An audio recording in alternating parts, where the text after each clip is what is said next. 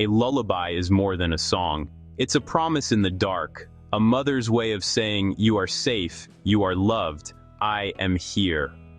For mothers, this ritual is sacred, a thread of sound connecting hearts.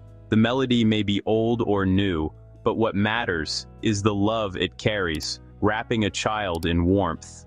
In the quiet after the day, a lullaby becomes a sanctuary, a private world for mother and child. Each night, a mother pours her hopes and dreams into a simple tune, building trust and comfort. The repetition signals safety, creating a predictable world for a child to rest. This ritual soothes the mother too, a moment of calm and connection. But what if this act of love is stolen? What if a lullaby becomes a tool of fear? For Maya Collins, her nightly song for her daughter was captured by someone listening from the other side of the wall. Her most intimate expression of motherhood was turned into an object, her sanctuary quietly invaded. The song meant for love became the soundtrack to an obsession. Maya Collins, a single mother, lived a life of routine and love in apartment 3B. Her days were filled with work, daycare pickups, and Lily's laughter. Their small apartment was their world, colorful, cozy, and safe. The walls were thin, city sounds ever present, but Maya tuned them out. Each night, after Lily's bath, Maya sang her favorite lullaby, "Twinkle, Twinkle, Little Star." It was a ritual passed down from Maya's own mother, a moment of peace and connection. Maya believed her life was private. She locked her door, trusted her neighbors, and cherished her quiet moments. But the thin walls carried more than sound. They carried her life into the next apartment. Her lullabies, meant only for Lily, traveled through the plaster to a stranger's ears. She was unknowingly sharing her most private moments with someone she'd never met. Someone who was listening very, very closely. The sanctuary she built for her daughter was not as safe as she believed. Her life was being quietly observed. Adrian Frost lived in apartment 3C next to Maya and Lily. He was quiet, solitary, and nearly invisible to his neighbors. His world was small, controlled, and silent until he heard Maya's lullaby through the wall. The gentle melody captivated him. It felt like a secret meant only for him. Night after night, he waited for the song, moving his chair closer to the shared wall. The lullaby became the anchor of his day, a private performance he believed was his alone. Soon, the fear of losing it drove him to action. He bought a microphone and recorder, taping the device to the wall. When Maya sang, he pressed record, capturing her voice, her love, her life. The lullaby was no longer just a sound. It was a file on his computer. Adrian felt ownership over the melody, convinced it belonged to him. The line between listening and obsession blurred. He was no longer just a neighbor. He was a collector of her most intimate moments. The sanctuary of Maya's lullaby had been breached. The obsession had begun.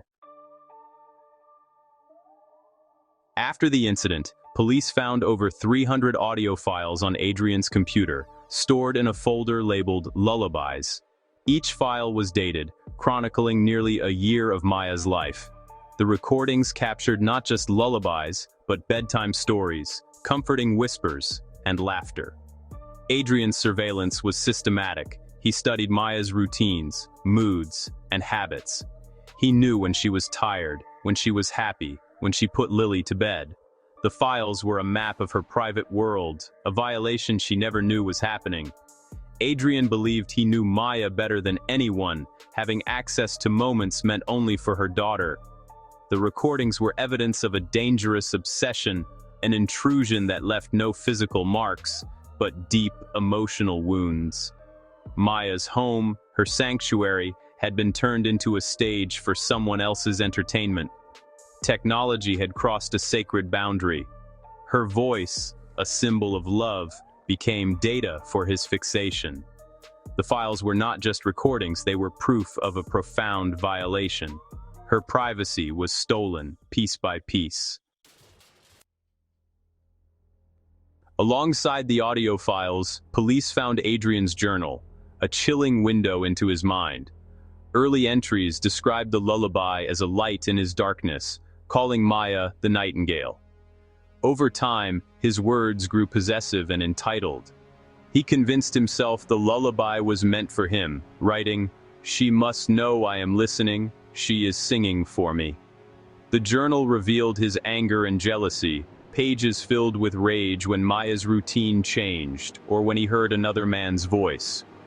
"She belongs to me. Her voice belongs to me," he wrote, his fantasy threatened by reality. The journal mapped his descent from fascination to obsession, from passive listener to possessive stalker. He saw any change in Maya's life as a personal betrayal. His sense of ownership grew, fueled by isolation and fantasy. The journal documented the classic progression of a stalker's mindset: fantasy hardening into entitlement, then rage. Adrian's obsession was no longer secret admiration, it was a dangerous delusion. The lines between reality and fantasy had vanished. His fixation was destined to escalate. The warning signs were all there, hidden in plain sight. For months, Maya's life followed a steady rhythm, and so did Adrian's obsession. But life changed. Lily started a new preschool, evenings grew busier, and sometimes the lullaby was rushed or skipped. For Maya, these were normal adjustments. For Adrian, they were disruptions to his fantasy. His journal filled with anxiety. "No song tonight. The silence is so loud." He saw every change as a rejection, every silence as punishment. When Maya began dating Mark, Adrian's jealousy spiraled. He listened through the wall, seething at the sound of another man's laughter. "She is mine. Her voice is mine," he wrote, his anger growing.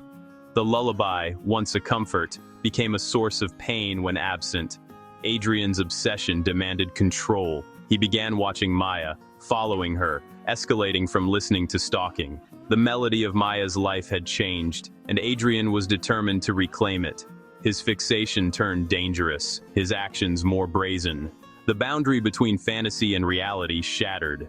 Adrian was no longer content to listen. He wanted possession. The stage was set for tragedy. On a Tuesday night, Mark stayed late for dinner. Adrian listened through the wall, heard their goodbyes, and then silence. No lullaby. For Adrian, this was the final betrayal. Consumed by rage, he decided if he couldn't have her voice, he would have her. He waited until Maya was asleep, then slipped through her kitchen window. Inside, he crept toward her bedroom, heart pounding. But Maya was awake, alerted by a creak, fear flooding her veins. Thinking of Lily, she grabbed a heavy glass bottle and moved quietly. She saw a shadow in the hallway, and without hesitation, struck. The intruder was Adrian Frost. A brief, violent struggle followed. Maya fought for her life and her daughter's. Her screams and the commotion alerted neighbors, who called the police. The music had stopped, but Maya was fighting back. The sanctuary Adrian invaded became his undoing. Maya's courage turned the tide. The nightmare was real, but so was her strength. The police arrived, ending Adrian's obsession. Maya and Lily survived. After Adrian's arrest, Maya recalled moments she'd dismissed. Adrian's lingering stares, the feeling of being watched. Like many women, she'd silenced her instincts, afraid of seeming paranoid or rude. Society teaches women to doubt their perceptions, to prioritize politeness over safety. We're told, "You're imagining things, don't be dramatic." But those uneasy feelings are primal warnings, signals that a boundary is being crossed. Maya's experience is a lesson. Trust your gut. Instinct is a survival mechanism, not a flaw. Danger often comes from the familiar, a neighbor, a coworker, not a stranger in the dark. Adrian was ordinary, not monstrous. Instinct can see what appearances hide. We must unlearn the urge to be quiet and polite. Trust your feelings, act on your instincts, and prioritize your safety, without apology. Your intuition is enough. Maya's story isn't about fear, it's about awareness. These stories shine a light on hidden dangers and validate the instincts so many women have felt. When we hear Maya's unease, we remember our own. Solidarity is our strength. Sharing experiences builds a community of support. We learn we're not alone, and our instincts are real. Sharing stories helps us recognize warning signs and check in on each other. If a friend feels uncomfortable, believe her. Her feeling is enough. We must create a culture where women's instincts are respected. By believing and supporting each other, we empower action and build boundaries. This support can be a lifeline, a difference between safety and tragedy. Maya's story is one of survival and strength. She fought back, protected her child, and now helps protect others by sharing her story. Let's honor her by trusting our instincts and standing together. Our stories are not just warnings, they are guides for survival. They connect us, making us stronger together. Keep talking, keep listening, and keep fighting for a world where every woman is safe and heard.